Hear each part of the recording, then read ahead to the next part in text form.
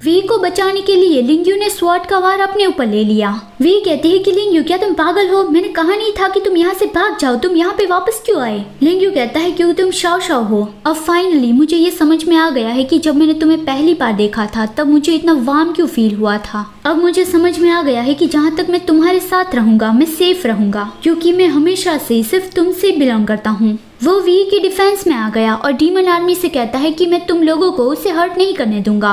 We उसे रोकती है कि लिंग्यू ये तुम क्या कर रहे हो, ऐसा मत करो। लिंग्यू कहता है शाओ शाओ तुम हमेशा मुझे प्रोटेक्ट करती थी, लेकिन अब इस बार मेरी बारी है, मैं तुम्हें प्रोटेक्ट करूंगा। वो उस रूबी को निकल गया और सोचता है कि इंसानी दुनिया में रहना वो मेरा सेल्फिश डिजायर है, लेकिन इससे भी ज्यादा मैं तुम्हें हमेशा प्रोटेक्ट करना चाहता हूँ। वी जब तुम्हारा जन्म हुआ था तभी मैंने तुम्हें अपना मालिक चुन लिया था। मैं एक्सीडेंटली इंसानी दुनिया में आ गया था और 100 सालों तक ऐसे ही जमीन में दफन रहा। सिर्फ तुम्हें ढूंढने के लिए ही मैंने ये अपना इंसानी रूप लिया था। मतलब कि लिंग्यू ही राजा का सेप्टर है। उस रूबी को निगलते ही वो सेप्टर में बदल गया। वी के पास सेप्टर वापस आ गया है। ये देखकर जो लोग उसे मारने आए थे वो वहाँ से भाग गए। तभी लिंग्यू की मॉम लिंग्यू को ढूंढती हुई बाहर आई, लेकिन वी ने उसे सुला दिया और जब वो सुबह उठेगी तब वो हमेशा के लिए लिंग्यू को भूल गई होगी। मतलब कि लिंग्यू की सारी मेमोरीज उसके अंदर से वी ने इरेज कर दी। वी जिनफेंग के पास वापस आई। जिनफेंग को अभी होश नहीं आया था, लेकिन वी उसे कहने लगी कि मुझे राजा का सेप्टर मिल गया है, लेकिन मैं खुश नहीं हूँ क्योंकि लिंग्यू हमेशा के लिए चला गया।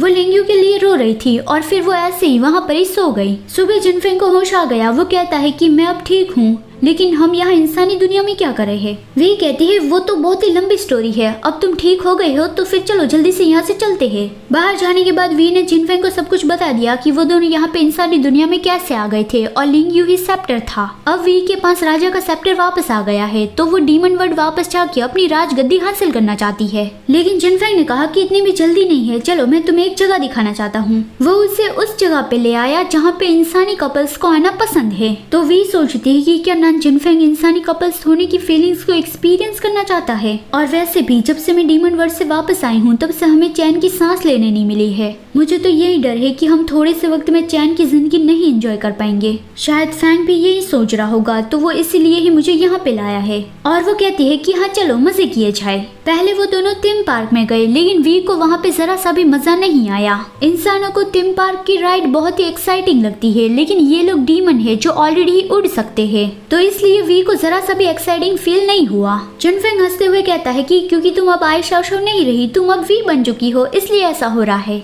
वी ने देखा कि एक लड़की अपने बॉयफ्रेंड को कहीं पे ले जा रही है कि चलो वहाँ पे चलते हैं, तो वी भी उसके जैसा ही करती है। वो भी जिनफेंग का हाथ पकड़ के उसे ले जाने लगी कि चलो वहाँ पे चलते हैं, लेकिन वहाँ जाकर वी का मुंह उतर गया कि ये तो बस एक हॉन्टेड हाउस है।